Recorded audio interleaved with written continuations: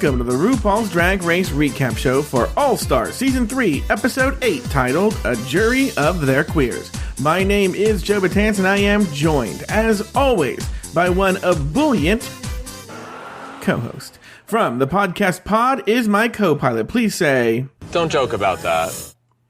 To Taylor, the Latte Boy. Hello, Taylor, the Latte Boy. Hello, how are you?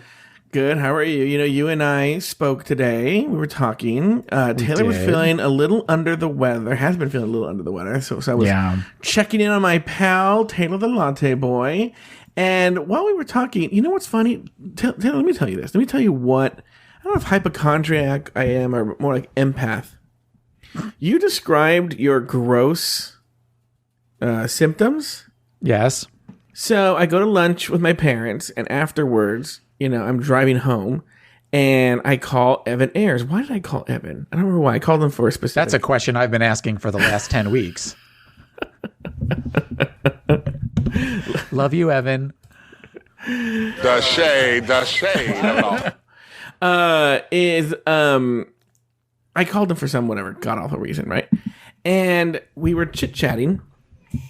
And thank God, I will say, so as Taylor knows, as I was talking to Taylor on my way to lunch, and I told Taylor that I was having just low grade anxiety even since last night. Like in the middle of the night, it woke me up, couldn't go back to sleep, and just had this low grade anxiety where I felt I couldn't catch my whole breath the entire time. And I was just up. Anyone who's had anxiety would know what I'm talking about. It just sort of felt like my heart was in my neck. Up in my neck. It was really weird. So I was like, well, I think I'm dying of a heart attack, so I might not make the show tonight. And it got worse at lunch, actually. And I thought my Xanax was in my car. And then I think that made me even more panicky that I didn't have Xanax on me. I was like, that's in my house. Ugh. So after lunch, I was driving home, and I called, and I knew it was anxiety. I knew it wasn't a heart attack once I talked to Evan, because when I was talking to Evan, my anxiety went away. When my mind wasn't on it, it was okay. I was fine, you know. Anyway, but as so you need a dose of Twinkatol every once in a while, and that helps your anxiety go away? I need Xander instead of Xanax. Extended release. Yeah. So as I was talking to Taylor, after talking to you, when you told me your symptoms, I had like 25 minutes of traffic back home, and immediately I started getting like sour stomach, and I was like, oh no, I need to, and I'm in traffic, and I'm talking to Evan, and I'm like, this is bad. This is not good. I am not feeling right here, and I don't know what am I going to do? So I was extending this conversation with Evan. Like I called Evan for like, do you have this file or something kind of thing, right? And then I kept extending the conversation because I realized if I get off the phone, my brain will just go to the emergency I'm about to have, right? Yeah. And I don't want to have that I don't want to have it, right? You especially don't want to have that in a car in Los Angeles traffic. Yeah, exactly. You know, so thank you, Evan, for he doesn't know, he's finding this out right now, that Evan was because God forbid you tell him to his face or over the phone, he has to find out on a podcast. I know. But you know what? He did the thing too that everyone who knows a podcaster, especially knows me, was doing. I called him. He's like, is it gross that I was listening to you right now on my car stereo, and then you called, and now I'm talking to you? And I was like, that's the way it should be. You know, just constantly me in your ear. All Joe Betance all the time. Yeah, that's how I like it. But anyway, so I made it home, and you know what? I'm going to tell you something, Taylor. The bidet paid for itself today.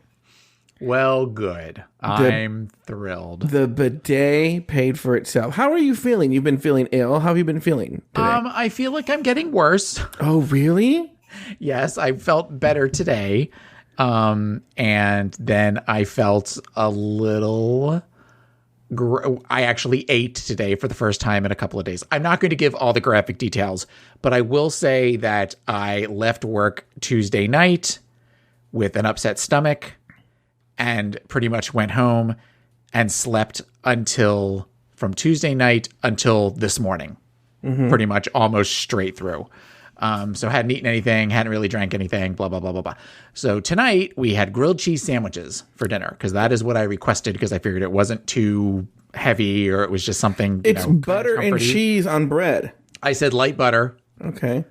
The brat diet involves toast, which is what grilled cheese is. And I just had grilled cheese is just like, shut up, don't laugh at me. And my idea of a grilled cheese is like 2 slices of cheese. It's not like where it's, it's just kind of just something to sort of stick the bread together. And you and I have talked about coughing, which, ladies and gentlemen of the listening, I will be coughing tonight. I will do my best to silence it. I apologize ahead of time. But I haven't coughed in the last couple of days. As soon as I start eating, I start coughing again.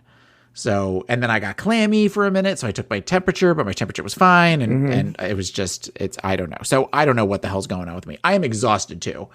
So, well, you know what? It's like God has shined down on both me and you, even though I feel fine. Oh, for the record, everyone, I did come home. Anything that was in my body, it released. And then I took a quarter of a Xanax and now I feel great.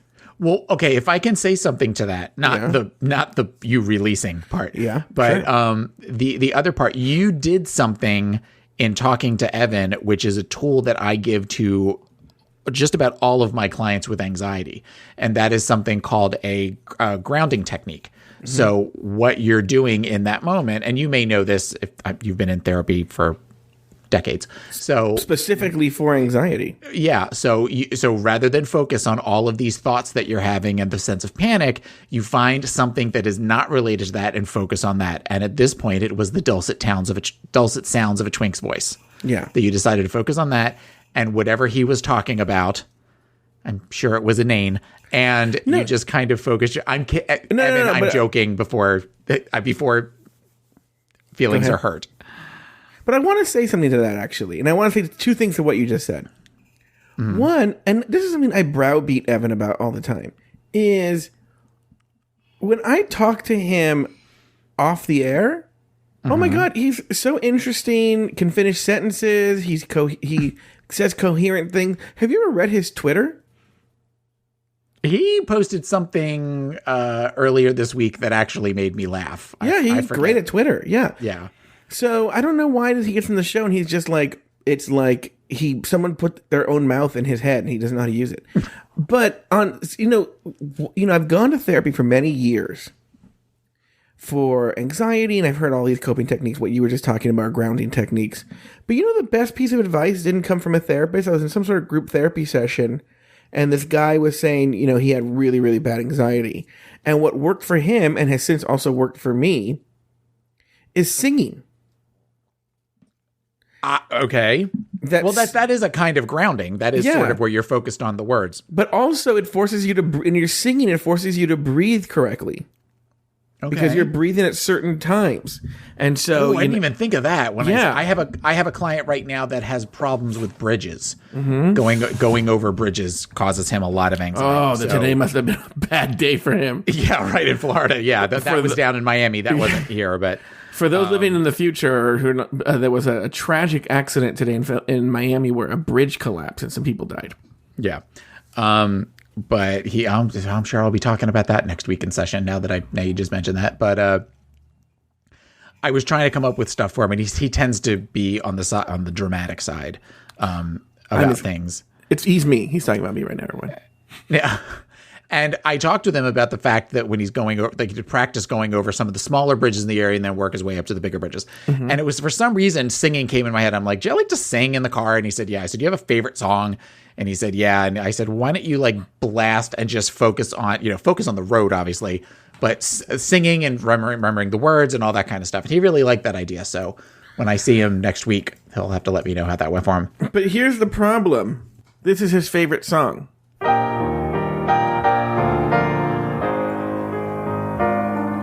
Coming in here on a fantastic... You're such an asshole.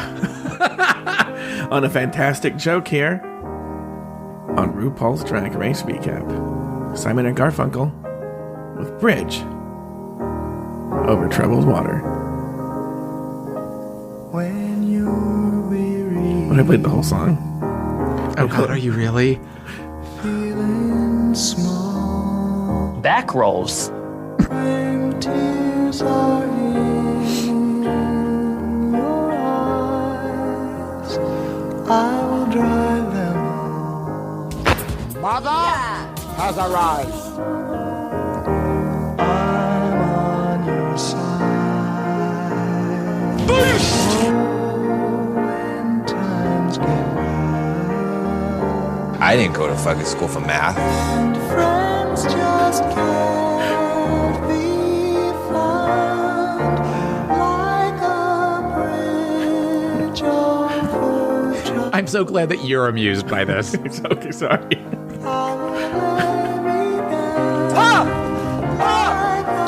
I'm acting. Bam! I will lay me down. Your tone seems very pointed right now. Oh, that's a new one. I haven't heard that one yet. Go back to Party City where you belong. Where my people at? Where my people at? Okay, sorry. Still not feeling good. Would like to go to bed sometime soon. Look, this show, I only have 7 clips from this show. So, which means it'll be a 2-hour episode. Which I was going to say, you just guaranteed it's going to be a 3-hour extravaganza. You know what's actually just talking about this show? I was going to tell you this. Remember, I said let's record. Is this show is very, very strange to me. This episode, in that it felt very rushed and short, yet it felt long at the same time. It's funny you mentioned, because when they went to the second, after they did the video and they said they were going to do the thing of the elimination, you know, they're going to have to talk to the eliminated queens and everything. I looked at my phone like, oh my God, what time is it? It was like 8:30. How is it only a half an hour's gone by? This felt like 6 hours. Well, that's what's funny is because I was at the end of the show when I started to like bring all the information I collected together and I have half an hour to put it together. I was thinking like the music video seems like it was last week. The music video seemed like it was last week. I didn't take any notes this week, and as I just sat down, I thought, I don't remember what happened at the beginning of this episode. No, you know what? Nothing happened. Like that's why I have so few clips. It's like so little happens, it's not worth pulling clips, you know, especially when you have such a time crunch. So, all right. So the point is, you're feeling better. No, you're feeling worse today, actually, right? I'm feeling. I'm still the same. I had a dip of feeling better, and now I'm starting to feel lousy again. All right. Well, it is what it is. Then let's just jump into it. I'm here. My God, I'm here. That's all that matters. This week, the Final Four girls choreograph and perform in a music video of a RuPaul song, walk the runway in their best drag extravaganza eleganza couture, and sit in the hot seat in front of a jury of their queers. In the end, the jury decided the top 2 finalists would be Kennedy and Trixie in a lip-sync battle for the crown. The 2 final queens went head-to-head. In the end, though, RuPaul named the winner of All Stars Season 3 as Trixie Mattel. Taylor the Latte Boy named 2 things you liked about the episode and 1 thing you did not. Okay. I loved the video. From what I remember of it from 6 weeks ago when I saw it. No, I thought the video was a lot of fun. I did, for the last half hour before we taped, I was feverishly going on Twitter and Reddit to find reactions. Oh, what were they? People. The children aren't happy. There's a lot. Oh, about the result. About the results. Yeah. About the results. But one thing that I did see on Reddit was the fact that this is really, it felt like the video was kind of not only was it an opportunity to do something different for the show, but it also was kind of a way of saying goodbye to the old set and the old studio, because apparently they moved into a new, I know they have the whole new set, but are they also moved into a new studio?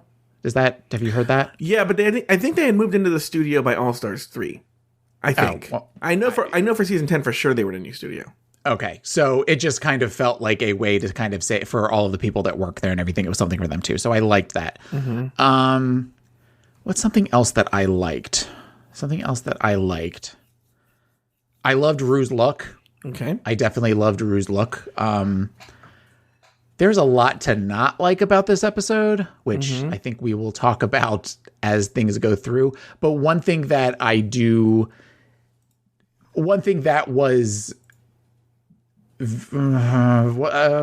was very sad to me was Shangela not being in the top 2.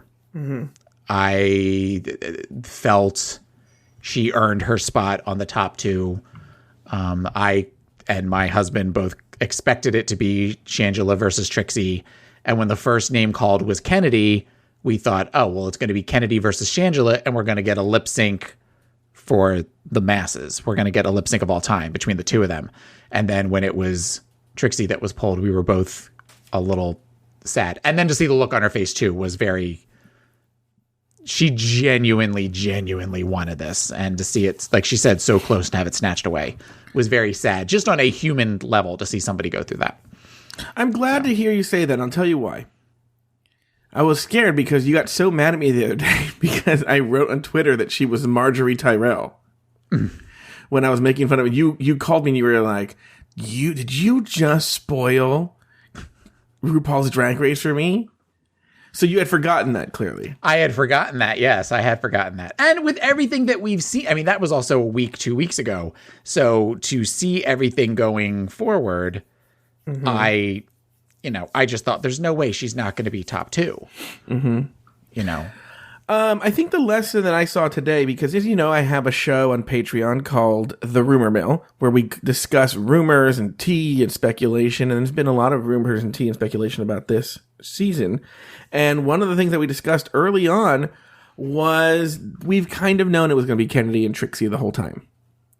Towards the end, there were variations where you were hearing some leaks that it was BB and Trixie, but Trixie was always in the mix, and we always knew the jury was going to vote Shangela out. That the variations were they voting her out, or were they voting her? Like, were they voting for 2 queens to go to the top, or were they voting 2 queens off the island, essentially? That was a lot of the variations of the rumors. But we all knew that Shangela wasn't going to make it. It didn't look good in terms of the rumors, tea, and speculation. And that's why on Twitter I called her when she was doing the Game of Thrones. I'm like, bitch, you're not Cersei and you're not... By the way, people who don't... Yeah.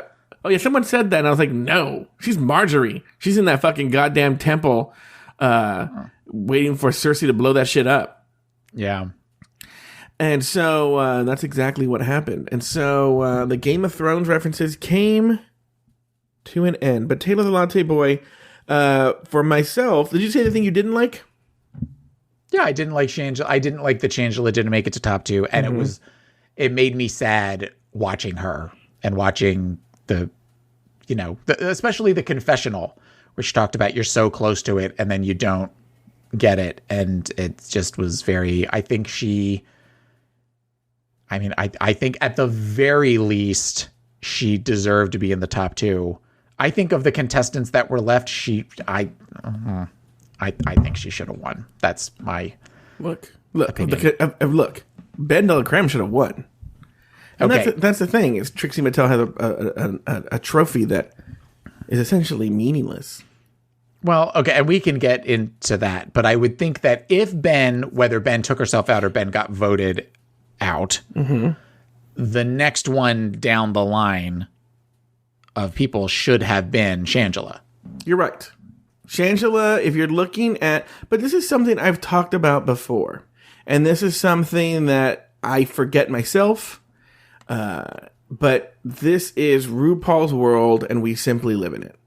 And if she wants to be Trixie Mattel, which they were gunning it, they wanted to be... World of Wonder wanted to be Trixie Mattel. They have a financial interest in it being Trixie Mattel. She's a major star on their shows and their networks and things that they produce. So no, and I get that, but I just all I keep seeing is that RuPaul apparently is getting a star on the Walk of Fame tomorrow, and I have a feeling it's going to be ugly. Oh, really? I was thinking of going. Do you think I should go? Yeah, sure. The problem has to be on Larry Flick at the same time. So. Oh, well, then that's not going to work. Maybe I'll go in for that. I don't know. We'll figure it out. All right. Well, after Morgan's elimination, the girls walk into the workroom to sing. Wait, you never said yours. I liked the music video a lot. I didn't think I would like it as much as I did, but I really, really liked it. In fact, I can't wait to watch it again. And I'll even say I liked 3 things.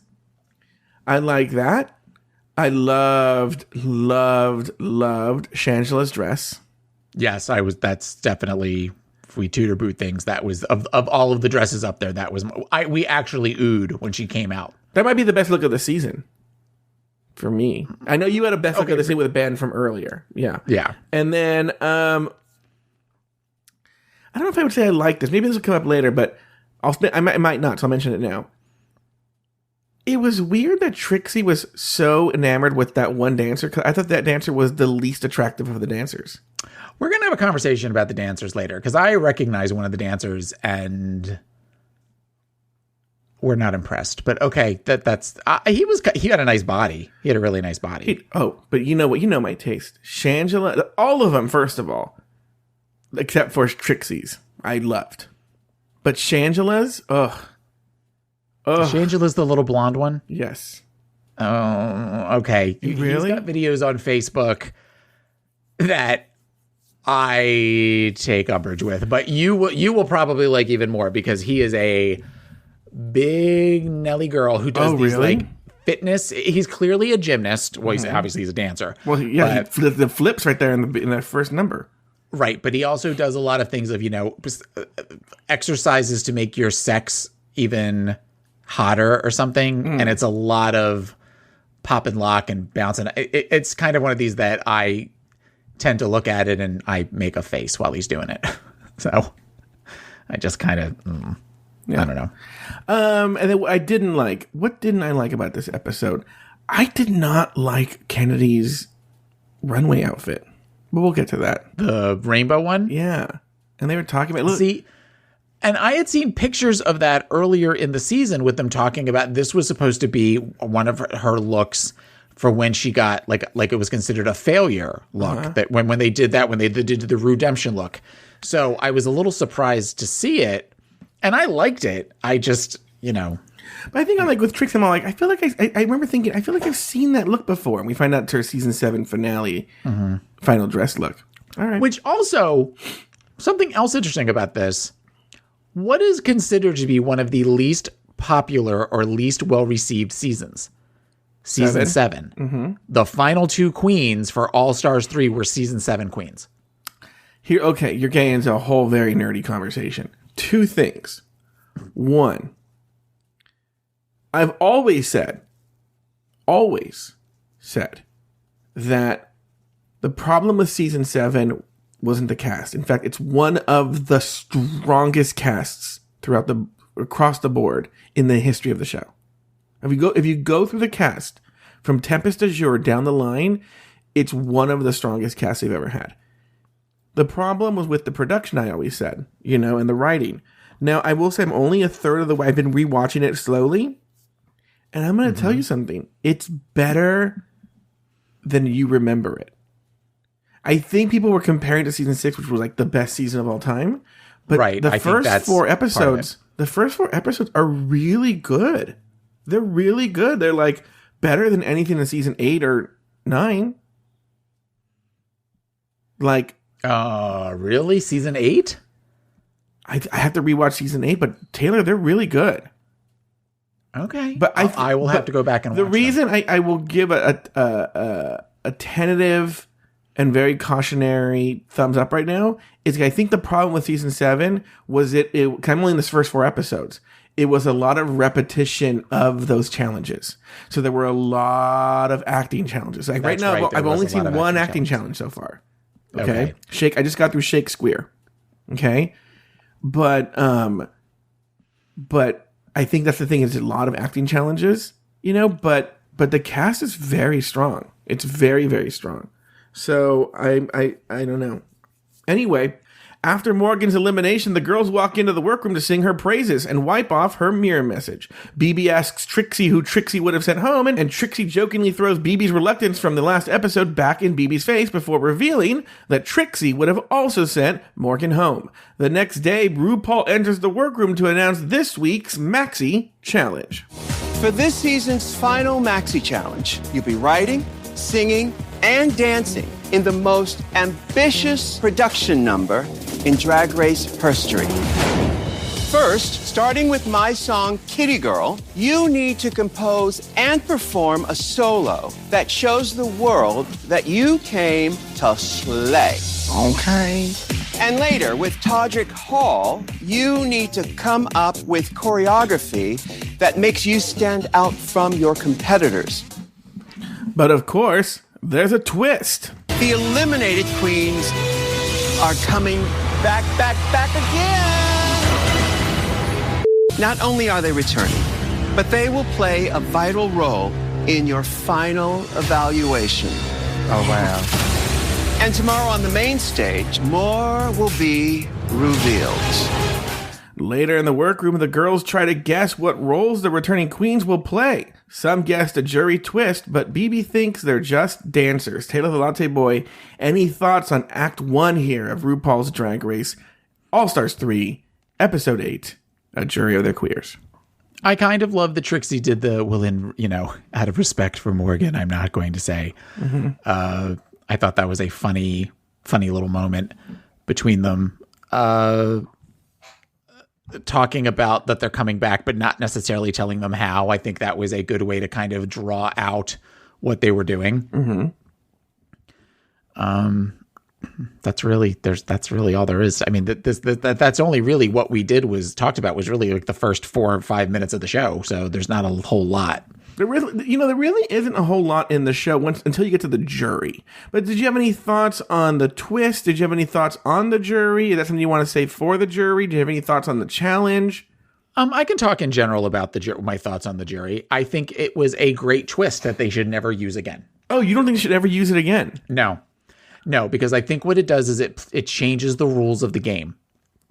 Just like we kind of talked about, one thing that we've seen this season that's been different from other All-Star seasons is the whole thing, especially you said it's very well when you talked about Trixie and Shangela with the whole note on the mirror thing of where they're trying to play the game and they're trying to have this conversation, but they're playing it with extra levels of difficulty.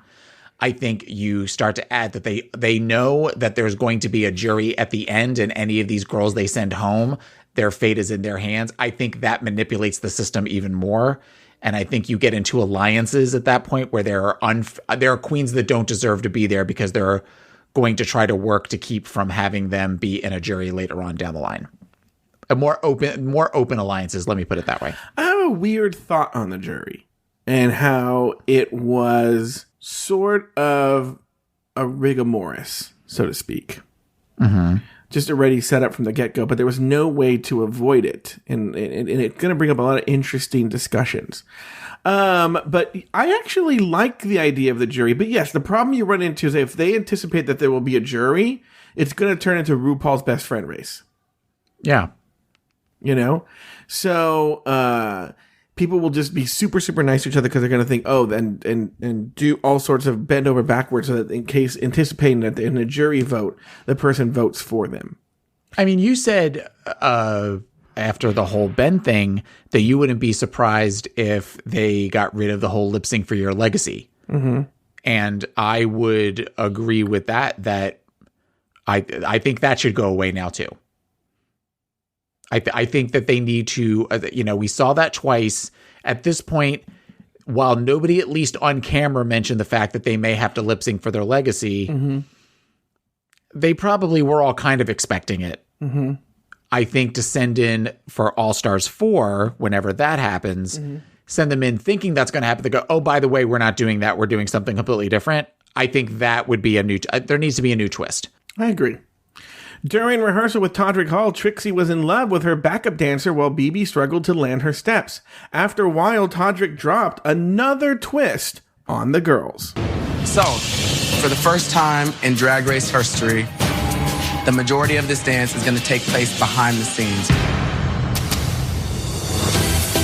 We're going to be shooting the entire performance live. It is only one take. You only get one chance to do this performance. No stops. Only one camera is going to be following you. You're going to have to be dodging dancers, using props. There's going to be tons of choreography. So what were your thoughts on this twist? What were your thoughts on the idea of the musical? We'll talk about the music video. We'll talk about the music video when we get to it. But just the thought of it. Also the rehearsal with BB not landing her steps. You also wanted to talk about one of the guys. Was that the guy you were talking about, the little blonde one? I kind of already did. I mean, okay. I don't know his name or anything. He's just kind of... By the way, I like them all except the one that Trixie was thirsty for. I like the dark-haired one with the half sleeve with the tattoo. The one that was picking up BB. Mm-hmm. He was cute too. Earning his money there. Mm-hmm. The black African American. Yeah, he was cute too. They were all. I loved them all. Here's the deal. I don't like boring white guys. You do a show with one every week. I know. I don't like you. No, but also. No, I'm not attracted to that like really super. And I know, look, yes, there is a, like, if you look like Peter Pan, then I do have a sort of thing for you, which he looked like a little gay Peter Pan, right? Very twinky, right? But just like the normal like beer can Joe, but gay. Look, I don't get into it. Oh, by the way, I haven't even talked about this. I love that during when Rue mentioned the challenge, did you see? I watched it a few times. In the first act, when Rue does the challenge, she says to be choreographed by Todrick Hall and Kennedy. The look on Shangela or Kennedy's face. Yeah, Kennedy just rolls her eyes and she's like, "Ooh," and I'm like, "Oh, I'm with you, girl." Just Todrick Hall. You have forever changed Todrick Hall for me, because now all I see is cunty when he talks. Now that's all I can focus on when he's trying to do the choreography, and he was particularly gross. He looks like a tadpole. I still think he's cute. I think he's balding too. Well, that might be why he's always got the hats on. He's always, yeah. Look, we know people who do that. They always wear a hat. You know, if you're always wearing a hat, always, you're hiding something. Well, that was Chanel. Oh, and is Chanel balding? Chanel was, I think they occasionally showed Chanel without a hat on season 1, and she was very clearly balding, and that's why she always had the baseball cap on. So why do you think Trixie shaved her head? Because I'm looking at season 7, and I see no signs of balding. I don't know. Could you ask her? She kind of. I will. When I talk with her on the Boring White Guys Twitter group that I'm a part of with her, I'll ask her why she shaved her head. It kind of looks like she had a little bit of a receding hairline, though. I mean, that could happen pretty quickly. Maybe. I guess. I don't know. So anyway, I feel like I'm starting to get that. So, what did you think of BB like not being able to land that one move? I mean, she just couldn't do it. She seemed, whereas everybody else seemed to be able to throw both their legs up, she seemed to only want to throw one leg up, and that kind of, she almost wanted to keep one foot on the ground and one reaching for the stars. I think we'll get to this later, but I think when you're BB, there's one problem that, when you're regal, and BB is very regal, but the negative side of being regal is that it comes off like you think your shit don't stink. She also there was a noticeable size difference between her and the dancer. And I don't mean that, I just mean like height wise, she seemed to tower over him. Mm-hmm. So I think that may have played a role into it. Well, but also, yeah, she's not somebody that necessarily, as we saw last week with the Queen, she's not somebody that can necessarily have fun with her body. She's not able to kind of loosen up. She's always very stiff, and that doesn't do well for choreography. Maybe she should change her name to BBB. BBB? Isn't that like personal ad code for like big, beautiful black woman or something like that? Well, that's BBBW or BBW. Big beautiful woman is the general, but if you are of African American type, I don't know, it's BBBW. So that's what she should change her name to BBBW. Sure.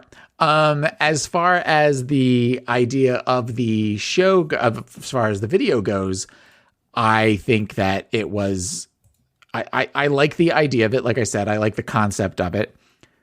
There's no way they did that all in one take. You do know that, right? I'd have to rewatch it, but I didn't see any trick of one take. A couple of times when they did the thing of where like Shangela went over and like pushed the camera out of the way, and then I didn't. Yeah, where she pushed the camera. That's the old trick. Yeah, that's the old trick. That's the old trick of doing it. I mean, they might have all only gotten one take to do it, but I don't. Well, it makes sense because they would. It's funny they say I have to rewatch it. You're right. I have to rewatch it because that's that was in the Alfred Hitchcock movie Rope. That was also a movie that was the whole movie was supposed to be in one take, but then it would be like the camera moves behind the man's back and so it's black for a second on his suit, and then when it comes back around, you're like, oh, that's when they did the cut, right? You know, and so so there's probably moments like that. Oh, you're right. I didn't even think about that. So yeah, because also it would be nearly impossible to get those judges from where they were and then into their seats, because it's like right after they dance with the judges, they run onto the main stage and the judges are sitting there in their seats. Right. And there's also costume changes with the dancers. Oh, are there? Yeah. I mean, granted, it's something where, you know, in the beginning, I don't think they have their shirts on. And then when they're in the room with BB, they all have shirts on. So, I mean, they all could have, I guess, put on shirts and tuck them in or anything. But I feel like there's another costume change at some point. But yeah, there was no way that all of those pieces could have come together and in one actual take. I'll have to rewatch it. I didn't even think about it. That's a very, very good point. All right. So, it's Elimination Day, and the girls stand around the mirror for the last time and talk about their performances on the show. Then there's the music video. Oh, you know what? I didn't pull the music for that. I should have pulled the song. I didn't. It's all right. I would like I bought Read You Wrote You last year. Mm-hmm. I would buy this version. Let me see if it's on Let me see if it's on Spotify just yet. Oh, I bet it's not, because West Coast isn't watching the show yet. Yeah, the latest releases drag up your life. Okay. So what were your thoughts? What did you think of the... Go ahead. I think we're going to ask each other the same thing. I was asking you what you thought of the music video. I mean, we've kind of given hints of what we like about it, what we didn't like about it, but what are your thoughts on the music video? I thought that Shangela was great. I thought Trixie's dancing at the beginning was great. I loved Shangela's energy. Mm-hmm. BB was okay. Trixie was fun. It was a fun video to watch. It felt very, especially when you kind of had all of the eliminated queens sort of in the background in various places. In the beginning, I realized that it was Aja, only because I'd seen, coming up, and she's in kind of the devil outfit, that she was standing in the background, and then eventually you saw Ben with the huge red hat, and it was a nice homage to the entire season all around. But it was fun to watch. Yeah, it was very, very fun to watch. I wanted to see more. I actually liked that song. Again, Patreon co-host Evan Ayers turned me on to that song. I was looking for songs for the Rumor Mill. And it's a fun, because not everyone here gets to hear, they don't hear the Rumor Mill. We have Patreon supporters, but they get to hear it. But I like the Rumor Mill. The Kitty Girl song for the Rumor Mill is such a perfect song to do like a DJ for. Mm-hmm. So for those of you who don't listen to if you're not on Patreon, this is kind of what the Rumor Mill starts out. I'll pretend like you're doing the Rumor Mill with me. Okay. Good morning, VH1. We're talking about the latest episode of RuPaul's Drag Race, and with my pal Taylor the Latte Boy here. He's feeling a little sick. Who cares? This is the Rumor Mill.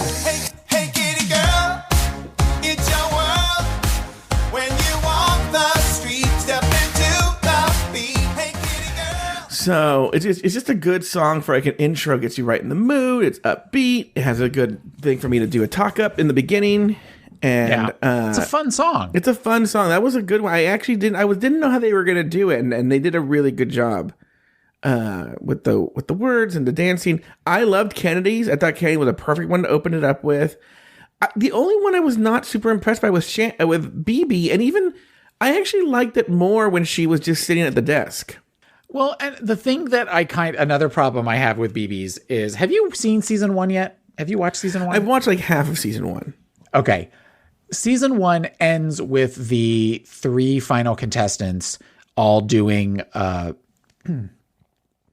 all having to write a rap to go with CoverGirl. Mm-hmm. And then the winner got to have their rap put in the CoverGirl, the song, a version of it. Mm-hmm. And a lot of what BB won, obviously. Yeah. And what hers is a lot of her going face, face, face, face, face, mm-hmm. face, face, face, face, face, which she did in this too. Mm-hmm. So it felt very like, girl, you've already done that. Wait. Do something a little bit different. I hate to interrupt you. Friend of the show, not even friend of the show, co-host, Evan Ayers, had to go to an event tonight. He couldn't go to the bar and watch it. So he just texted me and said, who wins? Should I lie to him or tell him the truth? Oh, you should totally lie to him. Is it Kennedy? Mm-hmm. I put Kennedy. Because up until the last minute, because it's the top two, yeah, he won't know. He's gonna go and find out. I wish I was there when he's reading the text right now, and he thinks it's Kennedy. He also knows you, though. He knows that you're a jokester, so. Like right now, because Evan is the biggest Trixie stan. Like he is like a huge Trixie fan, And so you should have said they brought back Ben. Yeah, Ben won. He's a huge Trixie fan. So he's not even. There's no even like bubbles or anything like that. It's just like there's just nothing. Like his soul right now. There's nothing left. Yeah. Anyway, he's so disproving it right now. He's going online to see it. He can't believe me. Anyway, so go ahead with your point. No, that was it. That it just kind of felt like a rehash of when she did a rap on season 1. Yeah, and I'm kind of sick of the whole jungle theme, the Ricky Tiki Tiki Tock. I feel like everything is a variation of. When she did the number recently, and it was really good, but I feel like everything is. Yeah, I'm pussy, bitch. I'm gonna have that engraved on my Christmas cards this year. Okay. So, do you have anything else to say about the music video? I love the music video. I'm gonna watch it again. Oh yeah. It's definitely one I would watch. I still occasionally, if it shows up on YouTube on my TV, I'll watch Read You Wrote You just because it's fun to watch. I still love. I get the Katya part stuck in my head and walk around saying that's a rash, not a herpes sore. I do that. I watch that all the time. Listen to that, say that, sing it, whatever. Yeah, overall, I think it was a great music video. I'm a fan. There's nothing really else to say. It was good. It was decent. It was fine. They were saying though on the Trixie was saying, "Oh, this is going to be better than Read You Wrote You." No, it wasn't better than Read You Wrote You. No, I would say it's better than Read You Wrote You. It was more okay. It was more energy. There was definitely more energy. There was more production to it than Read You Wrote You. Read You Wrote You was the same as any other performance they've done. Why are you looking at me like that? On any other season, whereas this was something different. And when you compare the weakest of this one, which we both would agree would be BB, versus the weakest of All Stars 2, which was Roxy, BB did better than Roxy. I don't think it's better than Read You Wrote You. Read You Wrote You. I'm talking about the song. Oh, wait. Are you talking as like a performance piece or as a song? Definitely as a performance piece. As a performance piece, it's better than Read You Wrote You. Yes. The song, I mean, I was too busy watching everything to see what was being said. So. But like the D talk to the E to the O to the hold it X. Oh my God, that gave me life. Oh no, I love the whole Katya thing, as I just said, and even Alaska's whole rap was all great. I just as this one, that was kind of fun to watch, and like I just got done saying, I watch it all the time. I would watch this one more. I think as far as the song goes, once I learn all the lyrics to the song, I may disagree. I may go no as far as an actual just single without visuals. Read You Wrote You is better. I don't know. I just, at this point, I like this one more. All right. Taylor, before we move on, we're about to go into the looks, so get your ass ready for this. But before we do that, I do want to talk about something here. And you know what? I want to time it here. It's at 30 seconds right now. Perfect. All right. If you join at the $1, I always say, like, if you join, you get this, or if you don't, I'm not going to do that. I'm going to tell you, here's what you could get right now from the past week. This past week, as you guys know, the last episode was so boring. On this last week, we interviewed the guy from Slate Magazine, Garrett Schlichty, who wrote the article called Does RuPaul's Drag Race Have a Race Problem? Rulaska Thoughts, which is a deep dive into drag race topics. It was a whole hour, maybe even more, with Garrett Schlichty, the author of that article, talking about the relationship between race and RuPaul's Drag Race. Also, at the $2 level, you got our form decor, which was so good. That last week was so good. It was so funny, right? You get the rumor mill, which on the rumor mill, I don't know if this annoyed you today or anything like that, right? On the rumor mill, we talked about the season 10 tea, but there's a whole list of rumored lip sync for your life songs for season 10, and we played those rumored lip sync for your life songs on the rumor mill, and then we have an after show on the rumor mill, and we usually don't record it, but then Evan got really, really deep. Like, he really talked about a lot of really personal, emotional stuff, and he wanted me to release it. So I released that as bonus content. You got so much content this week for your $1 or $2 donation to Patreon. So what I'm telling you guys is, guys, there's a whole world of RuPaul's Drag Race Recap out there. Just go to patreon.com/Drag Race Recap, and you will have a good time getting all of this content. And there's also a special feature that we don't talk about in here, that it's a surprise for people who sign up for Patreon. So once again, patreon.com/Drag Race Recap. Join it. That was actually a minute, but whatever. It's a get over it.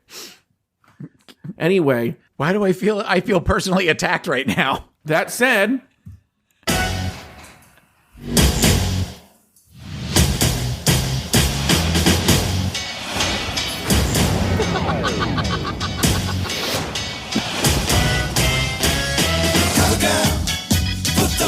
in your walk, head to toe, let your whole body talk. Well, here's the looks this week. We had 4 looks. Wait, I thought you were going to do this thing where you go like, well, if it... Oh, okay. I wasn't sure if we were doing that or not. I didn't really have time to come up with anything. Do you want to play it again? No. Okay. Welcome to the RuPaul Drag Race Recap looks thing. Oh God, I can't. I'm not feeling it. Can we just go into the looks? We're here. Okay. Well, I thought you were. But okay. Now I can't edit it. Does it have to be in? I know. I'm sorry. I'm getting lightheaded. Fuck you. All right. Okay. So we had 4 looks this week. If we're not including all of the other queens and all of that, which I have thoughts about. A couple of the looks of the eliminated queens, but we can talk about that if we want. The first look was BB Zahara Benet, and she came out in shocking leopard, with a big leopard baseball helmet on, that was strapped under her chin. I did not like this look. I thought it looked cheap to me. It looked very something you would get on the Atlantic City Boardwalk. Like at a t-shirt place. And I was not a fan. I was not impressed with it at all. And the helmet didn't help the situation. If anything, when she took the helmet off during the judges panel with the eliminated queens, and the fact that the stitching kind of made ears, I liked that better. I liked that better than the helmet, but this look got a boot for me. It was a horrible outfit. It was Taylor, it's not even like, I guess maybe if it was like a middle of the of the competition sort of challenge. But bitch, this is the finale of All Stars 3 and that's what she wears? It was awful. It was awful. It looked like she was wearing like children's pajamas. Yeah, it looked cheap. It looked like it was like a jersey knit t-shirt. Yeah, no. It was not good. That was not cute. I didn't like it. Big, huge boot for me for that look. All right. Next up, we had Kennedy Davenport, and she came out wearing a rainbow dress that looked like it was kind of spiky, with crazy red hair. I didn't hate this look. I liked the rainbow dress from before, so I kind of liked that she sort of brought it up. She's, stepped her pussy up a little bit. So I'm going to give this look a toot. Lowercase t, but a toot. There was something about this look that I just didn't really like. I don't know why. I can't tell you. Everything was put together fine. The fit was great. Her silhouette was great. I think Michelle was going to give it a boot, and she could tell that everybody was not feeling that, so she reversed track. She reversed course. And it might be the fact she said that it's a lot. I think that may be what you're having a problem with, because there was a lot going on with this. I mean, right down to the crazy red hair, to the shoulder pads that kind of went up over there was a lot to this look. So that may be part of the that may be part of the issue to it. But would you give it a toot or a boot? Oh, boot. Okay. So next up, we had Shangela in a beautiful silver sleeveless strapless dress that was floor length, that had pockets, because Rue made a joke about hot pockets. And she had a blonde, asymmetrical, wavy wig on. Shangela looked beautiful. And this was definitely my favorite look of the 4 for the night. So toots, toots, toots. Yes, it was probably my favorite look of the season. I told you. Shangela? I told you it was. I don't know why. Anytime I say it was one of my favorite looks, you always do that. I don't know why you all gag it. She brings it to you all the time. The gag of the season. Yeah. So finally we had Trixie, and Trixie came out in a black. Why gotta be black? A black and nude sheer dress that was very form-fitting, and she had very big blonde hair. I thought Trixie looked great. I thought that the look was something slightly different from what we normally get from her, and I was digging it. So I give this look a toot as well. Yes, I liked Trixie's look. I give it a toot as well. I mean, I liked it. It was like an A- for me. Yeah, that would be a good way to score it. A-. Okay, real quick. Milk's outfit was ridiculous.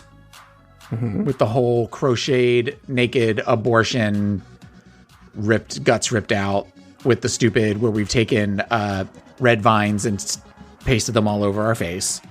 We get it. You're avant-garde. You're a club kid. Move on. So I give that look a huge boot. And I loved Ben's big hat. I loved the big hat and the feathers and the gloves and the capri pants. So of all of them, that was probably one of my favorites. But that's a style that I really like in old Hollywood glamour. I don't know if you saw Ben's viewing party from when she got eliminated, but she wore the outfit that she would have worn to the finale. The peacock outfit. Yes. And that was a really cool outfit too. For those of you who didn't see it, first of all, I highly recommend you go look at it.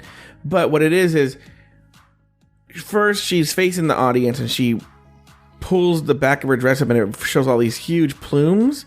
And then when she turns around, there's like a neck and head of a peacock, on her butt. And so it looks like a real peacock.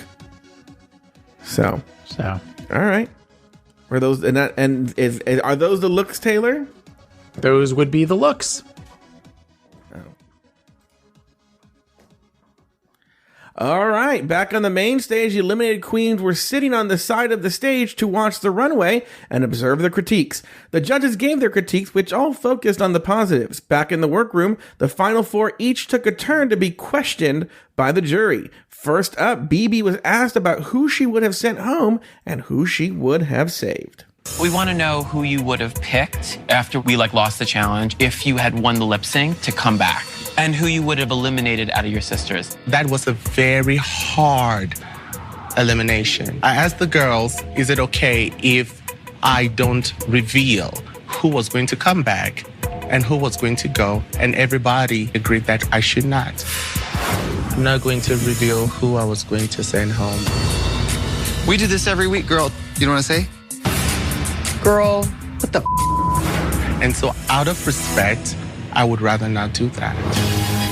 So nobody knows who you picked? Nobody knows who, nobody has. I want to know. If we have any power, can you just tell us without feelings getting hurt? I'm curious. I just feel like my word is my word. We want to know. That's what it is. My word is my word. And if that would take out points or take out a reason for you not to put me in the 2, I'm very fine with that. Well, you better be fine with it. Next, Kennedy and Shangela made their cases to be chosen, but Trixie was asked very specific questions about who should stay and who should go. Now, I have a way more devilish question. Oh, God. If there was a queen in the top 4 who you would chop off to make it a top 3, who would it be? I'm kind of torn between Kennedy and BB for different reasons. I think many of us have shown so much growth in being off Drag Race for a year, 5 years, 2 years. BB's been off Drag Race 10 years, and I don't think the growth is 10 years of growth. And then, Kennedy's outfit today, for example, On season 7, Kennedy's finale runway was like a rainbow dress. That was like light years nicer than the one she wore today. Sometimes I think she just doesn't have full perspective of even her own gifts.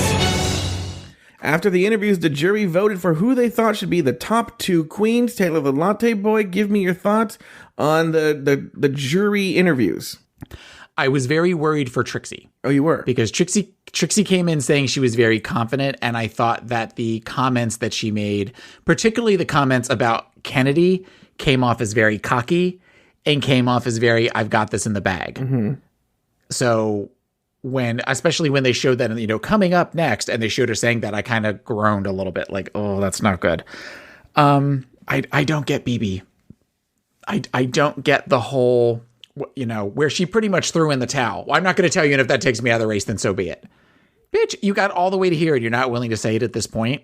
But plus she also made the statement of, and all the girls unanimously agreed with me to not do anything. Yes. That's not what's on the video. And the fact that they kept flashing back to Morgan kind of with this look on her face like that's not what happened. Like, did she forget that Morgan was in the room?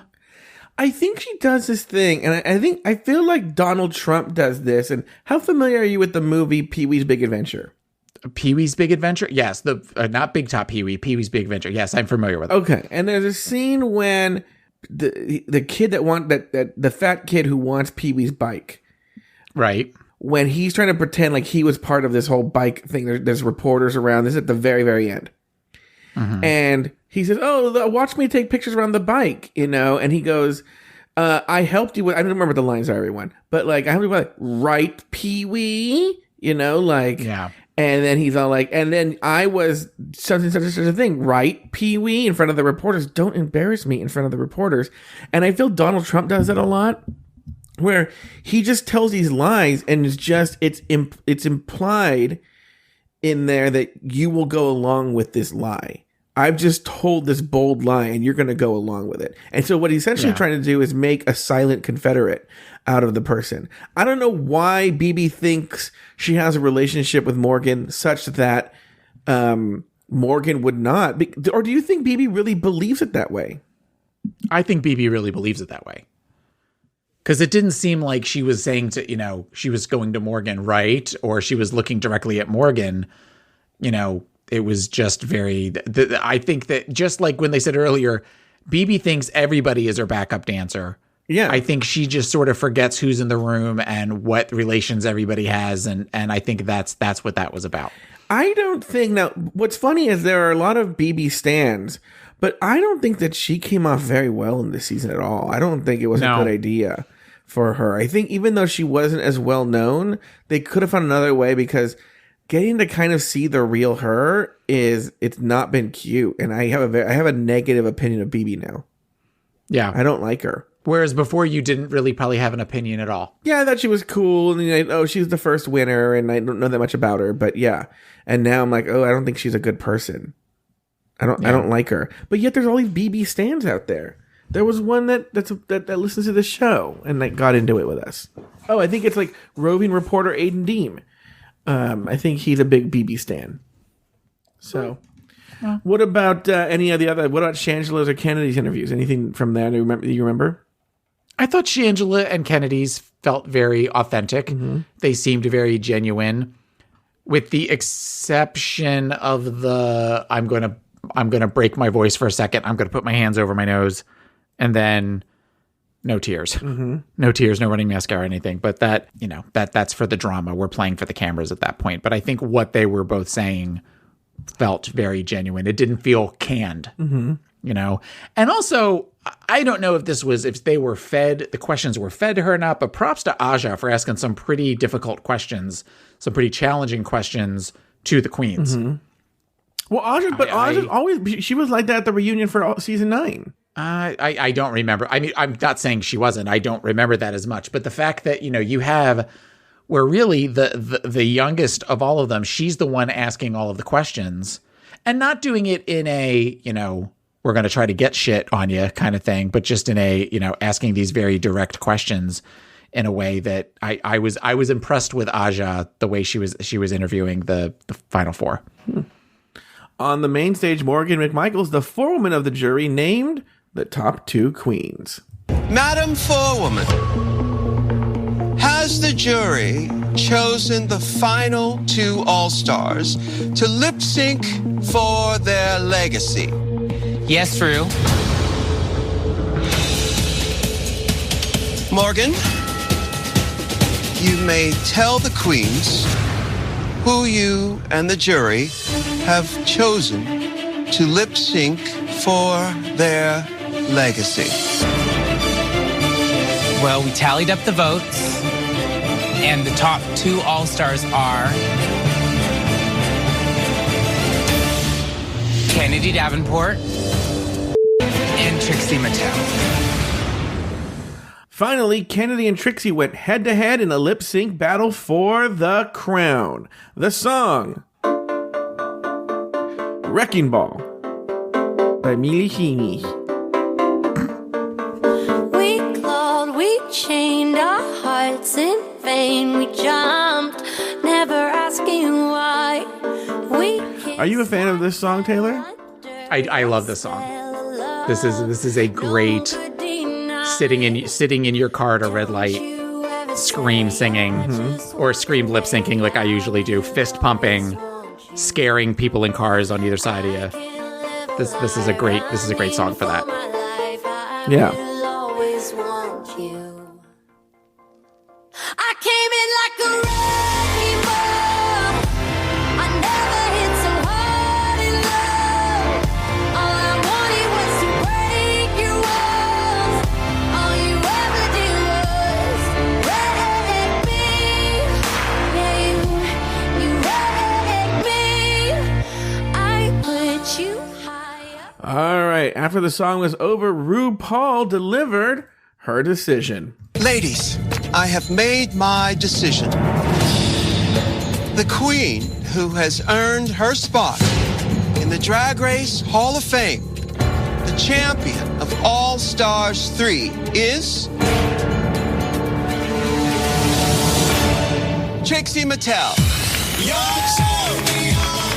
a winner, baby. My queen. Is there anything you'd like to say? I know you guys are looking for somebody who can carry a legacy as an all-star. I feel like I've been carrying that legacy since I left the first time, so this means a lot. Thank you very much. Taylor, we have a new queen here. All Stars 3, the queen, Trixie Mattel. Your thoughts on the episode, your thoughts on her win, your thoughts on the season, all final thoughts. We're wrapping up All Stars 3 right now. Any thoughts here? I thought between the two, Kennedy did a better lip sync. Oh, really? Yes. I felt it more with Kennedy than I did with Trixie. Mm-hmm. And I was worried that Kennedy was going to be all about death drops and stuff, but I thought that she did a very lyrical style of dancing, and I thought it went with the song better than the whatever Trixie was doing. Mm-hmm. Plus, Trixie's outfit was also kind of distracting, and I didn't quite get the whole pulling hair out at the end of the. I get that we're very emotional and we're stressed out, but there was something that could have gone badly.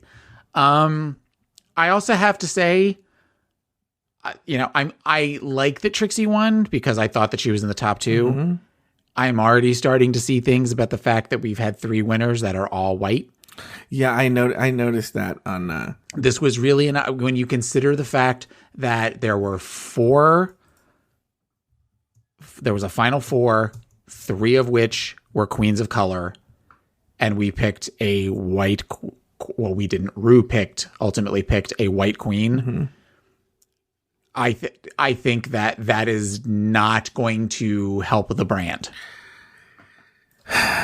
It's a tricky. This is a good thing for us to talk about. Okay, so because this gets into the very nature, the very question of what is All Stars. What is the All Stars queen? The Drag Race Hall of Fame. Who's it supposed to be?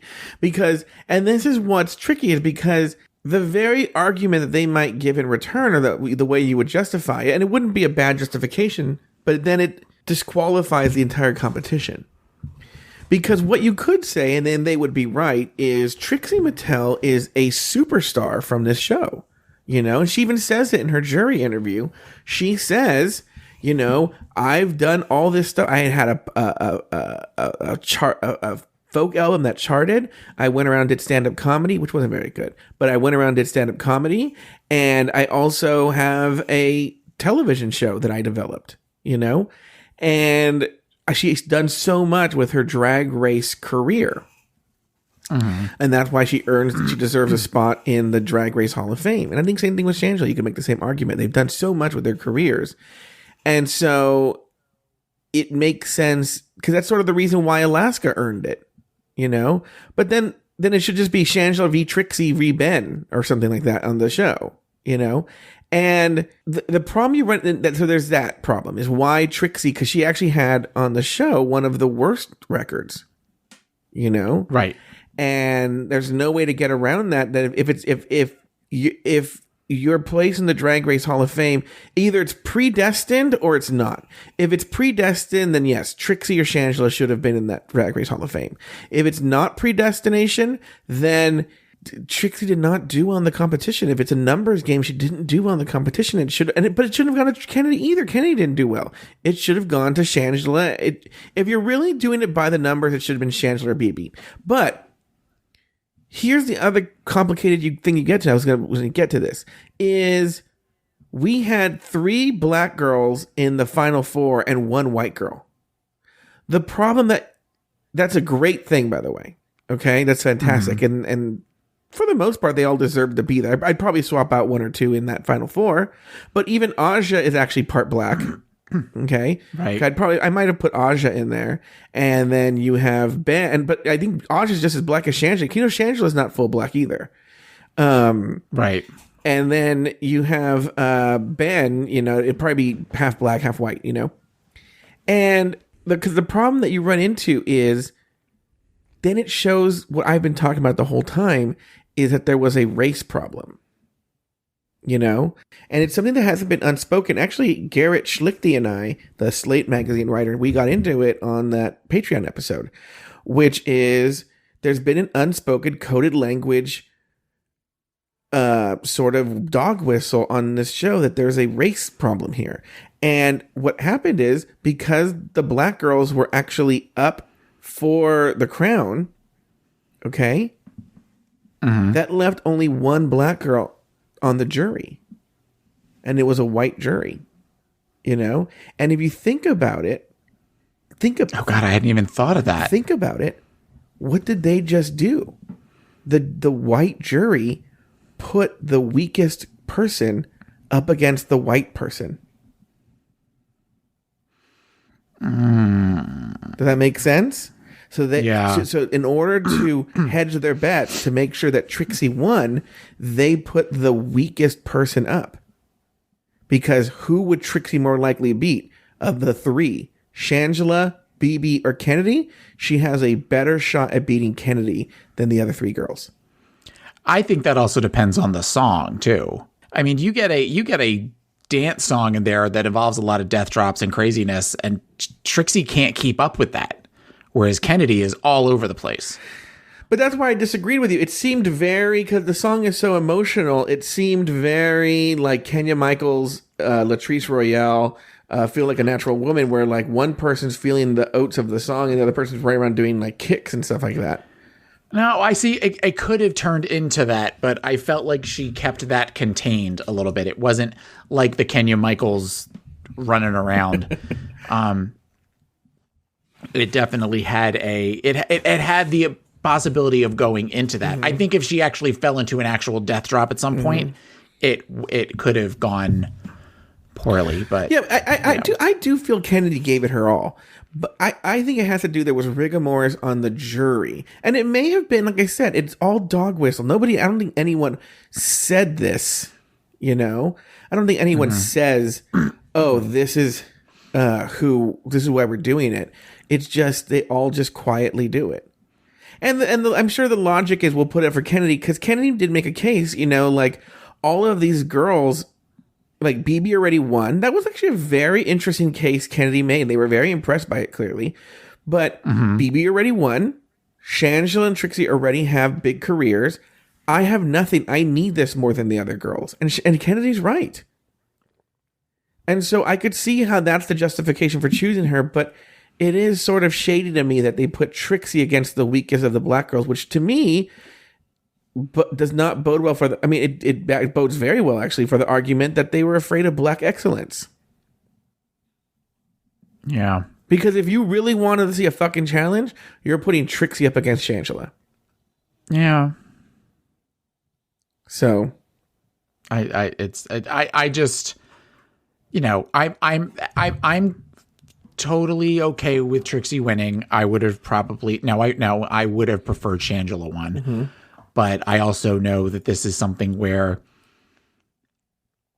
it's a brand, and it's a brand with a lot of very passionate viewers, as I learned in the first half an hour, including some of the former contestants.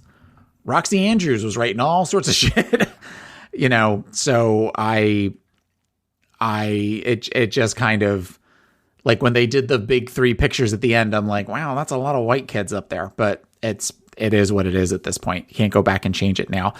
I've enjoyed All Stars 3. I think I enjoyed All Stars 2 more. Oh, of course. All Stars 2 and like season 6 are 2 of the best seasons that have ever been produced by this show. And what's funny is go back and watch All Stars 2 again, and you'll see, you're like, oh shit, these kids are stars.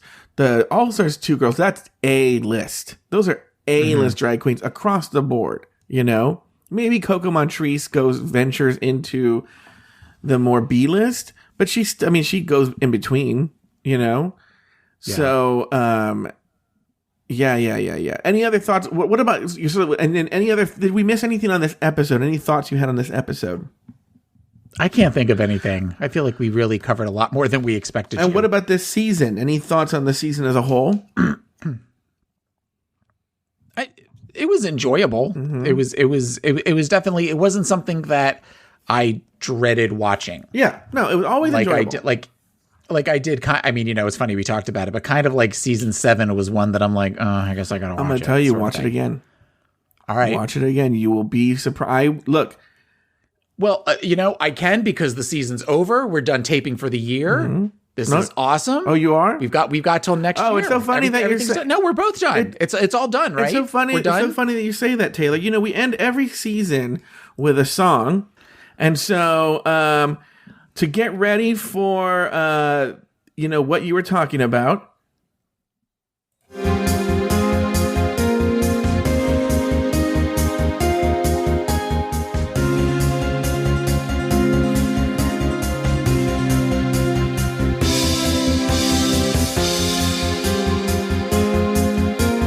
Taylor, you know what's coming.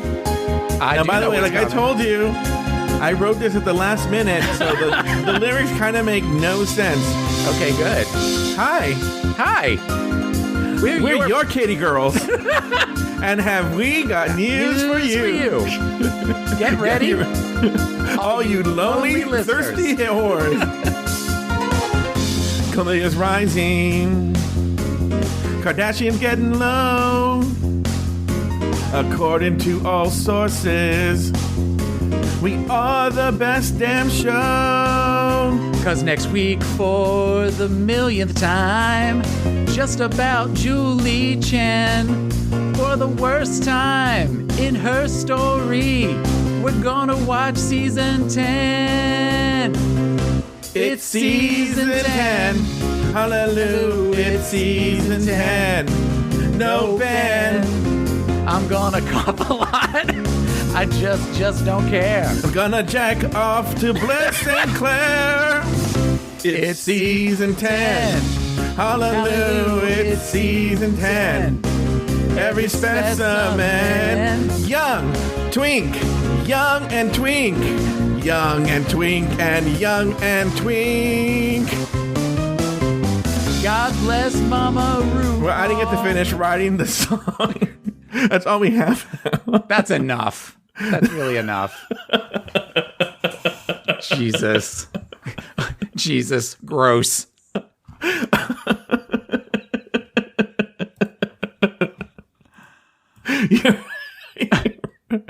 Right, that does deserve it. Oh, Jesus. Gross. Well, that concludes this season of RuPaul's Drag Race All-Stars Season 3. Very special thanks to Evan Ayers, who has helped me produce shows over at Patreon, on the Patreon side of the show. Make sure to join us next season as we cover RuPaul's Drag Race Season 10. So, for Taylor the Latte Boy and myself, sashay away until Season 10.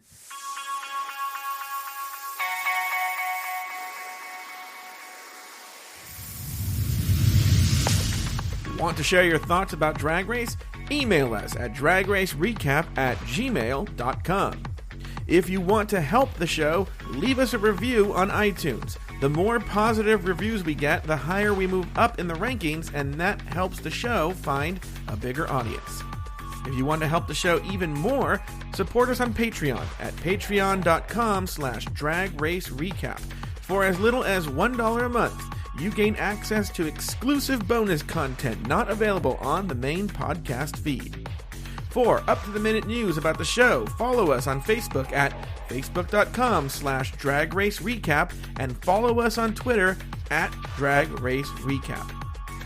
To find all of our old episodes, visit us at our website at dragracerecap.com. Taylor has his own podcast. It's called Pod Is My Co-Pilot, and you can find it at podismycopilot.com or wherever you get your podcasts. You can follow Taylor on Instagram and Twitter at PIMCTaylor.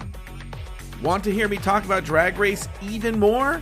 Well, then listen to me on One-on-One with Larry Flick every Friday at 2 p.m. Eastern, 11 a.m. Pacific, exclusively on Entertainment Weekly Radio, Channel 105 on Sirius XM Radio.